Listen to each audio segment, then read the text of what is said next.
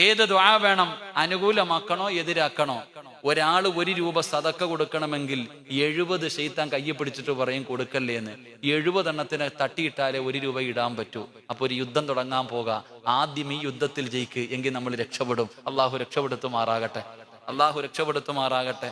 ഒരു കാര്യം ഞാൻ പറയാം, പോക്കറ്റിൽ കൈയിട്ട് എടുക്കുമ്പോ എടുക്കുന്നത് എത്രയാണെന്ന് നോക്കണ്ട. 2000, 500, 200, 100, 50, 20, 10 എടുക്കും. അതുകൊണ്ട് നോക്കണ്ട. പോക്കറ്റ് കൈയിട്ട് എടുക്കുമ്പോ എത്രയാണെന്ന് നോക്കണ്ട.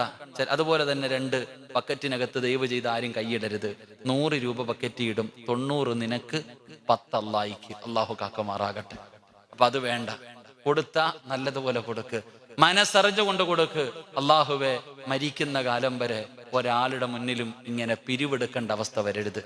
എനിക്കോ എന്റെ ഭാര്യ മക്കൾക്കോ മരിക്കുന്ന കാലം വരെ ഒരാളുടെ മുന്നിലും കൈനീട്ടി യാചിക്കേണ്ട ഒരു ഗതികേട് വരരുത് എന്ന ഒരു നല്ല നീയത്തോടെ 100-300 മക്കൾ പഠിക്കുന്ന ഒരു സ്ഥാപനമാ. അൽഹംദുലില്ലാ, അള്ളാഹുവിന്റെ ഇൽമ പഠിക്കുന്ന മക്കൾക്ക് വേണ്ടിയാ. ലാഭമല്ലാതെ നഷ്ടമൊന്നുമില്ല. മനസ്സറിഞ്ഞിട്ട് കൊടുക്ക്. അള്ളാഹു സ്വീകരിക്കുമാറാകട്ടെ. അള്ളാഹുവെ, ആരെല്ലാം മനസ്സറിഞ്ഞുകൊണ്ട് സദഖ കൊടുക്കുന്നു അവരുടെ ദുനിയാവോ ആഖിറവും നീ രക്ഷപ്പെടുത്തണേ പടച്ചവനെ. മരിക്കുന്ന കാലം വരെ നീ ദാരിദ്ര്യം കൊടുക്കല്ലേ അല്ലാ. പടച്ചവനെ, മരിക്കുന്ന കാലം വരെ ഒരു മനുഷ്യന്റെ മുന്നിലും കൈനീട്ടി യാചിക്കേണ്ട അവസ്ഥ കൊടുക്കല്ലേ തമ്പുരാനെ. ഇൻഷാ അല്ലാഹ് ഇനി പൊക്കോ. അള്ളാഹു ബർക്കത്ത് ചെയ്യുമാറാകട്ടെ.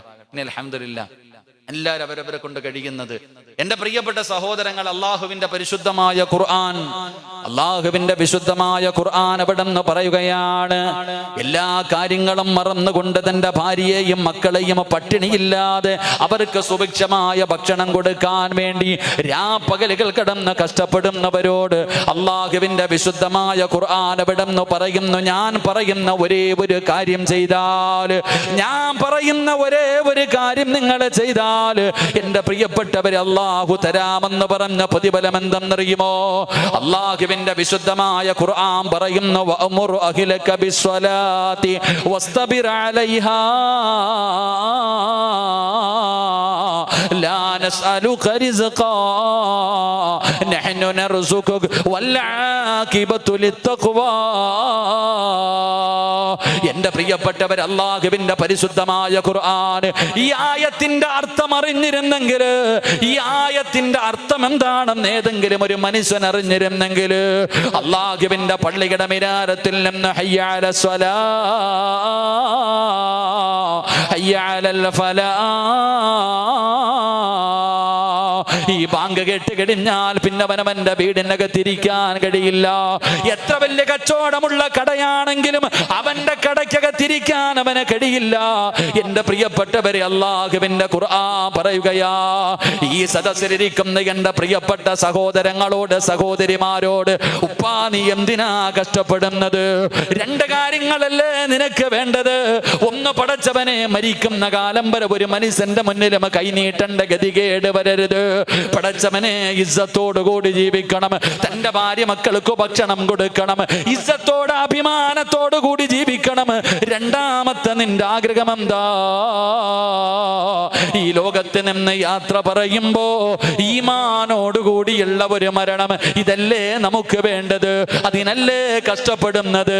അതിനു വേണ്ടിയല്ലേ ഇതൊക്കെ ചെയ്യുന്നത്?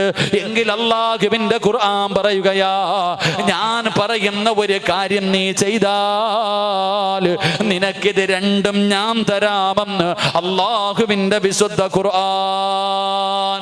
അല്ലാഹു നമുക്ക് ഈമാൻ നൽകി അനുഗ്രഹിക്കുമാറാകട്ടെ. ഉറക്കപ്പുറം അല്ലാഹു ഈമാൻ നൽകുമാറാകട്ടെ. അല്ല പറയുകയാ, അല്ലാഹുവിൽ വിശ്വാസമുണ്ടെങ്കിൽ, പരിശുദ്ധ ഖുർആനിൽ വിശ്വാസമുണ്ടെങ്കിൽ, സൂറത്തു ത്വാഹ നിങ്ങൾ എടുത്തു നോക്ക്. വഅ്മുർ അഹ്ലക ബിസ്സലാത്തി വസ്തബിർ അലൈഹാ ലാ നസ്അലുക റിസ്ഖാ നഹ്നു നർസുകുക. അല്ല പറഞ്ഞതാ. അല്ല പറയുന്നു, 5 നേരം നീയും നിന്റെ കുടുംബവും നിസ്കരിച്ച ഞാൻ തരാൻ മരിക്കുന്ന കാലം വരെ ഭക്ഷണം. അള്ളാഹു ഭാഗ്യം തരുമാറാകട്ടെ. അള്ളാഹു ഭാഗ്യം തരുമാറാകട്ടെ. എന്ത് ചെയ്താൽ മതി? मेरे को पीछे से किसी ने बहुत जोर से टक्कर मारी, मैं तो घबरा गया उसमें. എന്ത് ചെയ്താൽ മതി? റേഡിയോ പോലെ ആകാതെ മനുഷ്യന്മാരെ എന്ത് ചെയ്താൽ മതി? എന്ത് ചെയ്യണം? ഉറക്കെ പറഞ്ഞ് എന്ത് ചെയ്യണം? നിസ്കരിക്കണം. നിസ്കരിച്ച അല്ല തരും ഭക്ഷണം. അതുകൊണ്ടാണ് ഈ ഉസ്താദന്മാര് പട്ടിണിയില്ലാതെ ജീവിക്കുന്നത്. അല്ലാഹു ഈമാൻ നൽകുമാറാകട്ടെ. കൊറോണ വന്നിട്ട് ഉസ്താദന്മാര് പട്ടിണി കിടന്നോ? ഉസ്താദന്മാര് പട്ടിണി കിടന്നു. ഗൾഫ് നാട് നിന്നിട്ടും ഉസ്താദന്മാരുടെ ശമ്പളം എത്ര അറിയോ? പള്ളിയിലെ ഖത്തീബിന്റെ ശമ്പളം എത്രയെന്നറിയോ? ചെറിയ ശമ്പളം. എന്നിട്ടും ആരുടെ മുന്നിലും കൈ നീട്ടാതെ ഇസ്സത്തോടെ ജീവിക്കുന്ന എന്തുകൊണ്ടെന്നറിയോ? 5 നേരം അള്ളാഹുവിന്റെ പള്ളിയുടെ മിഹ്റാബിൽ ആദ്യം നിൽക്കുന്നത് ഇമാമ. അള്ളാഹു ഈമാൻ നൽകുമാറാകട്ടെ. ആരൊക്കെ ഇല്ലെങ്കിലും പോലീസുകാരൻ വരെ പറഞ്ഞു, കേരള ഗവൺമെന്റ് തന്നെ പറഞ്ഞു, പള്ളിയിൽ ഇബാദത്ത് ആള് കൂടണ്ട, പള്ളിയിൽ ഉസ്താദന്മാര് നിസ്കരിച്ചോട്ടെ. മനസ്സിലാക്കുക. ചെറിയ ശമ്പളമാണെങ്കിലും പട്ടിണിയില്ലാതെ കഴിയുന്ന എന്തുകൊണ്ടാ? മരിക്കുന്ന കാലം വരെ അള്ളാഹു ഭക്ഷണം തരും. അള്ളാഹു ഈമാൻ നൽകുമാറാകട്ടെ. 2, നല്ല മരണം. നീ തലകുത്തിയൊന്നും അറിയണ്ട, നീ രാവും പകലും കിടന്ന് കഷ്ടപ്പെടുമൊന്നും വേണ്ട. അള്ളാഹു പറയുന്നു, നിസ്കരിച്ചാൽ വല്ല ആഖിബത്തുൽ തഖ്വ, നല്ല മരണം അള്ളാഹു നമുക്ക് നൽകും. അള്ളാഹു നൽകി അനുഗ്രഹിക്കുമാറാകട്ടെ. അള്ളാഹു നൽകി അനുഗ്രഹിക്കുമാറാകട്ടെ. അപ്പൊ നിസ്കരിച്ചാൽ കിട്ടുന്ന കാര്യങ്ങളാ ഞാൻ പറഞ്ഞു വന്നത്. എൻ്റെ പ്രിയപ്പെട്ട സഹോദരങ്ങളെ, അള്ളാഹുവിൽ പരമേൽപ്പിച്ചു കഴിഞ്ഞാൽ അള്ളാഹു നമുക്ക് റിസ്ക് തരും. നമ്മുടെ ഭക്ഷണത്തിൽ, നമ്മുടെ സമ്പത്തിൽ, നമ്മുടെ സർവ്വ കാര്യങ്ങളിൽ, എല്ലാ കാര്യങ്ങളിലും അള്ളാഹു വിശാലത നൽകുമെന്ന് നബിയുനാ റസൂലുള്ളാഹി സ്വല്ലല്ലാഹു അലൈഹി വസല്ലം. അതുകൊണ്ട് തവക്കൽതു അലല്ലാഹ്, അത് ജീവിതത്തിൽ മുറുകെ പിടിക്ക്. തവക്കൽതു അലല്ലാഹ് ജീവിതത്തിൽ മുറുകെ പിടിക്കുമ്പോ അതിലൂടെ കിട്ടുന്ന 4ാമത്തെ പ്രതിഫലം എന്താ?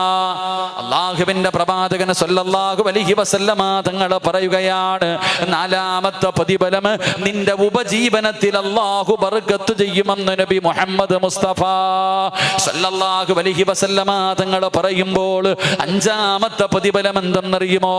തവക്കൽതു അലല്ലാഹ് എന്ന് പടച്ച റബ്ബിൽ പരമേൽപ്പിക്കുന്നതിലൂടെ എനിക്കും നിങ്ങൾക്കും ജീവിതത്തിൽ നേടാൻ കഴിയുന്ന 5ാമത്തെ കാര്യം എന്താ?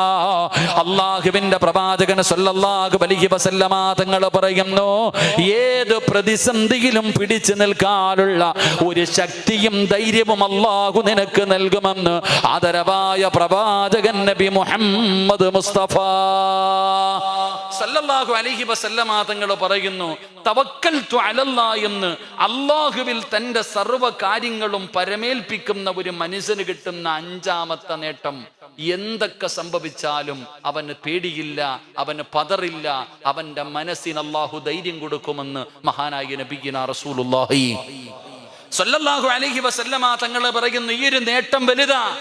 അള്ളാഹുവിന്റെ പ്രവാചകൻ സ്വല്ലല്ലാഹു അലൈഹി വസല്ലമ തങ്ങൾ പറഞ്ഞു, അവന് ക്യാൻസറോ ട്യൂമറോ എന്തു സംഭവിച്ചാലും, അവൻ എത്ര വലിയ പ്രയാസവും ലക്ഷങ്ങളുടെ കടം വരട്ടെ, എത്ര വലിയ നഷ്ടം വരട്ടെ, എത്ര വലിയ രോഗം വരട്ടെ, ഏതു പ്രതിസന്ധി വന്നാലും അവന് പതറില്ല, അവന്റെ മനസ്സിന് അള്ളാഹു ധൈര്യം കൊടുക്കുമെന്ന് നബിയുനാ റസൂലുള്ളാഹി സ്വല്ലല്ലാഹു അലൈഹി വസല്ലം. അള്ളാഹു ആ ഈമാൻ നൽകുമാറാകട്ടെ.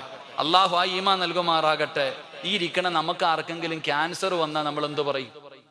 ഇരിക്കണ എനിക്കോ നിങ്ങൾക്കോ ഒന്ന് തലകറങ്ങി വീണ് മൂക്കിലൂടെ ബ്ലഡ് വന്നു, അല്ലെങ്കിൽ എന്തെങ്കിലും ഒരു പ്രയാസം, കോഴിക്കോട് മെഡിക്കൽ കോളേജിൽ കൊണ്ടുപോയി 1 ടെസ്റ്റ് കഴിഞ്ഞു, 2 ടെസ്റ്റ് കഴിഞ്ഞു, 3ാമത്തെ ടെസ്റ്റിൽ ഡോക്ടർ വന്നിട്ട് ക്യാൻസർ ആണെന്ന് പറഞ്ഞ നമ്മൾ പറയണ മറുപടി എന്താ?